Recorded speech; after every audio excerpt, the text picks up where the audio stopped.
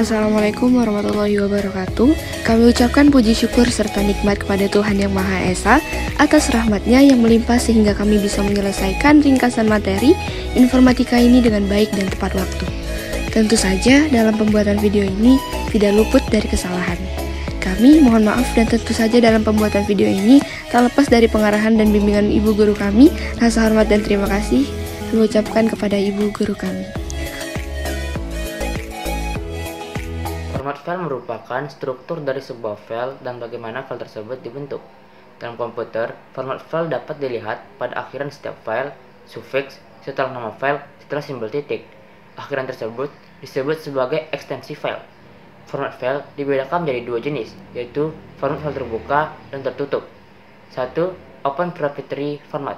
Format file terbuka merupakan format file yang bersifat terbuka atau universal. Format file ini dapat dibuka dengan aplikasi lain yang mengikuti standar. Beberapa contoh format file terbuka antara lain GIF, PNG, MP3, ZIF, STAR, 7Z, OGG, MKF, dan sebagainya. 2. Closed Proprietary Format. Format file tertutup merupakan jenis format file yang bersifat tertutup atau hanya bisa dibuka dengan aplikasi lain, aplikasi tertentu, yang tidak dapat dibuka dengan aplikasi lain. Beberapa contoh format file tertutup adalah PSJ, CDR, RAR, WMA, DWG, dan sebagainya. Berikut beberapa contoh format file. 1. Format gambar. A. JPEG merupakan singkatan dari Joint Photographic Export Group. JPEG juga biasa disebut dengan JPG. JPEG cocok untuk gambar yang memiliki komposisi warna yang banyak dan memiliki gradien, seperti gambar pemandangan alam. B. PNG merupakan singkatan dari Portable Network Graphic. Format gambar PNG cocok digunakan untuk screenshot yang memiliki banyak warna. Format PNG juga cocok digunakan untuk gambar yang perlu disunting ulang karena sifatnya tidak menurunkan kualitas gambar. C. GIF merupakan singkatan dari Graphic Interchange Format yang memiliki gambar dengan 8 bit warna. Format GIF cocok digunakan untuk gambar yang memiliki jumlah warna sedikit dan gambar yang memerlukan perbedaan warna yang tegas. D. BMP merupakan singkatan dari bitmap yang terdiri dari susunan titik pixel. Bitmap sendiri tergantung pada resolusi. Jika gambar diperbesar, maka gambar akan pecah dan tidak halus. Format audio. A. WAV Waveform merupakan standar format berkas audio yang dikembangkan oleh Microsoft dan IBM. Ekstensi yang digunakan adalah WAV atau WiFi. 1. Kelebihan format WAV sebagai berikut. A. Seluruh sampel audio disimpan di hard disk karena data WAV tidak terkompres. B. WAV biasanya menggunakan coding PCM. Dengan cara ini, detail tidak hilang ketika audio analog didigitalkan dan disimpan. 2. Kekurangan format WAV sebagai berikut. A. Maksimal ukuran file WAV adalah 2 GB. B. WAV jarang sekali digunakan di internet karena ukurannya yang relatif besar. B. MPEG Layer 3 atau MP3 merupakan format kompresi audio yang dikembangkan oleh MPEG. Ekstensi yang digunakan adalah MP3. Adapun kelebihan dan kekurangan format MP3 sebagai berikut. 1. Kelebihan format MP3 yaitu mendekati kualitas CD stereo dengan 16 bit. 2. Kekurangan format MP3 antara lain: A. Kualitas file berkurang karena sudah terkompresi. B. Bitrate terbatas maksimal 320 kbps. C. MP4 adalah format data multimedia sebagai bagian dari format MPEG-4. MP4 menggunakan jenis file dengan ekstensi MP4. 1. Kelebihan format MP4 adalah menggunakan kodek video yang disebut H264, mendukung DRM dan bitrate encoding rendah, memungkinkan dilakukannya proses streaming sehingga pengguna dapat langsung menonton tayangan yang disimpan dan tidak perlu mengunduh filenya. 2. Kekurangan format MP4 adalah ukuran filenya hampir setara dengan Blu-ray disc, file video. A. ISF format video ini sering digunakan dalam jaringan internet. B. 3GPP or 3GP format video ini sering digunakan untuk kebutuhan multimedia yang memiliki ukuran lebih kecil dan kualitas gambar di bawah MP4. C. MPH1. Format video ini merupakan kelas industri video dengan kualitas gambar setara VHS serta memiliki kualitas suara atau audio setara dengan CD. D. MPH2. Format ini memiliki kualitas suara setara dengan CD dan memiliki kualitas gambar level siaran.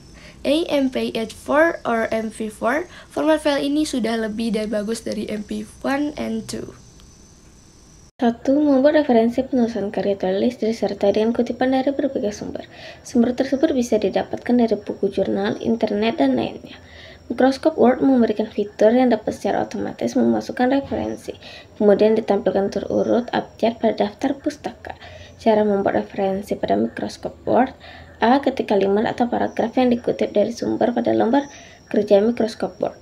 2. Klik menu referensi, ubah style yang sesuai dengan standar penulisan pada citasi yang digunakan, misalnya APA. C. Klik Insert Citation, ADD New Source. D. Kemudian pilih sumber informasi pada tipe of source, untuk contohnya pilih PUB. E. Klik Edit untuk menambahkan nama penulisnya. F. Masukkan nama penulis, misalnya Henry Pandia dengan last name Pandia dan first name Henry. Kemudian klik ADD OK. G. Masukkan judul buku pada titel, kemudian tahun terbitnya pada year, kota penerbitan buku pada city, dan nama penerbit buku publisher. Kemudian klik OK. H. Letakkan kursor pada sebelah kalimat atau paragraf yang dikutip. I. Klik References, Insert Citation, setelah itu pilih buku yang dikutip. J. Nama penulis dan tahun akan muncul di samping kalimat atau paragraf yang dikutip. K. Setelah memasukkan referensi, perlu memasukkan sumber atau daftar pustaka di akhir karya tulis. 1. Letakkan kursor di halaman baru atau tempat yang diinginkan. 2. Klik References. 3. Klik Bibliography, insert bibliography. 4. Maka daftar sumber yang digunakan dalam proses penulisan karya tulis akan muncul secara otomatis. 2. Membuat daftar isi. Daftar isi merupakan hal yang penting dalam sebuah karya ilmiah. Berikut merupakan cara otomatis membuat daftar isi menggunakan Microsoft Word. Yang pertama, pastikan dokumen diberikan nomor halaman. Klik menu Insert, lalu Page Number. Yang kedua, pilih letak penulisan halaman. Sebagai contoh, pilih Bottom of Page. Yang ketiga, pilih apakah nomor halaman akan diletakkan di kiri, tengah, ataupun kanan. Yang keempat, atur juga apakah format penomoran pada halaman menggunakan angka, abjad, atau angka Romawi. Klik Page Number pada menu Insert, lalu klik Format Page Number. Pilih format angka pada number format. Yang kelima, atur penomoran. Apakah akan mengurutkan dari awal atau mulai dari suatu angka tertentu dengan mengisikan bilangan pada start at. Yang keenam, blok tulisan daftar isi. Kemudian pilih heading 1 pada style. Atur font sesuai format. Yang ketujuh, lakukan cara yang sama pada judul bab, seperti bab 1, bab 2, bab 3, dan seterusnya. Kedelapan, kembali ke halaman daftar isi. Kemudian klik menu Preference, lalu Table of Content. Pilih Automatic Table 1, hasil daftar isi dan nomor halaman akan tertampil. Dan yang kesembilan, apabila terjadi perubahan pada nama bab atau nomor halaman, klik Update Table pada pojok kiri atas bagian daftar isi. Lalu klik Update Page Number Only untuk memperbarui nomor halaman, atau klik Update Entire Table untuk memperbarui nama bab dan nomor halaman. Selanjutnya adalah model komputasi. Model komputasi adalah sebuah model matematika yang digunakan untuk mensimulasikan suatu fenomena atau perilaku natural dengan menggunakan komputer. Dengan model komputasi, kita bisa melakukan observasi secara langsung untuk mengetahui efek langsung dari sebuah perubahan dengan cara melakukan penyesuaian variabel model dalam simulasi. Model komputasi memiliki berbagai macam jenis. Yang pertama ada model fungsional.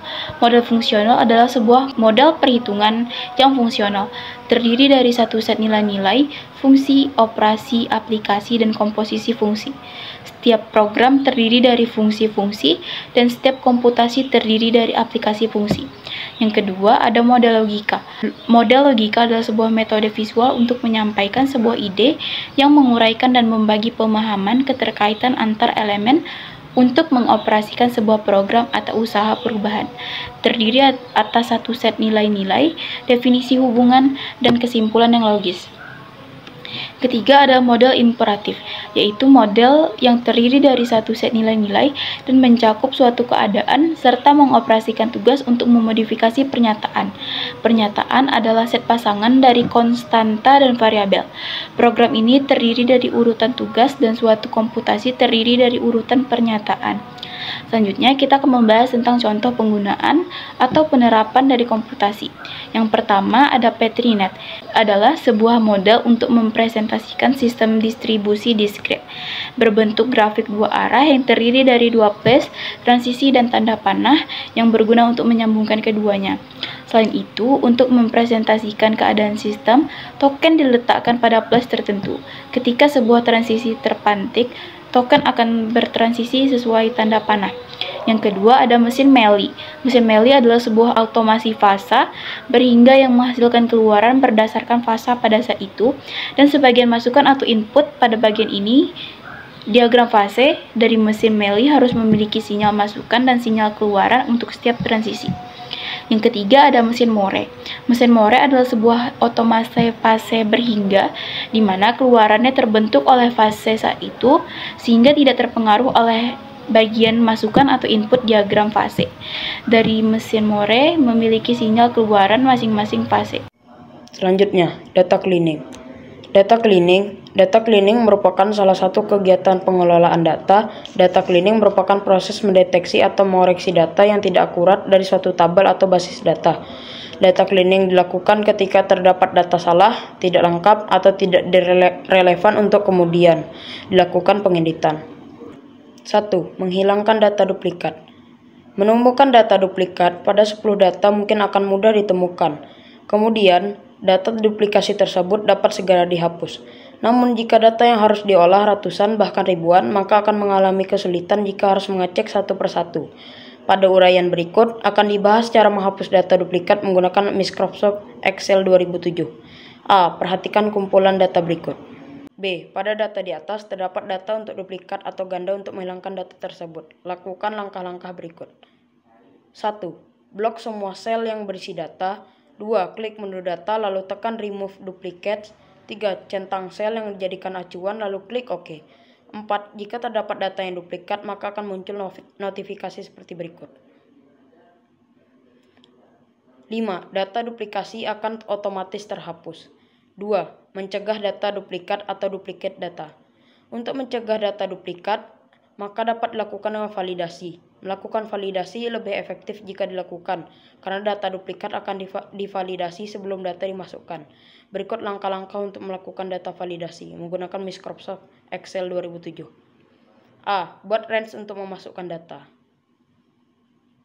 B. Cara pengaturan untuk mencegah data duplikat pada NISN karena satu siswa hanya memiliki satu NISN. 1. Blok sel yang akan dimasukkan data NISN. 2. Klik menu data lalu tekan data validation. 3. Pada kata allow, pilih custom, kemudian pada formula ketikkan sama dengan COUNTIF, lalu klik icon. 4. Blok sel yang akan diisi NISN lalu tekan tombol F4. 5. Klik icon. 6. Kemudian lengkapi formula menjadi seperti gambar di bawah ini. 7. Klik tab error alert, masukkan title dan error message, lalu klik OK. Masukkan NISN yang sama 2 kali, maka akan muncul peringatan berikut. 9. Klik retrieve lalu masukkan NISN lain. 10. Pengaturan selesai. Kesimpulan, data merupakan kumpulan keterangan atau fakta yang masih mentah. Data dapat berbentuk simbol, angka, kata, maupun gambar atau citra.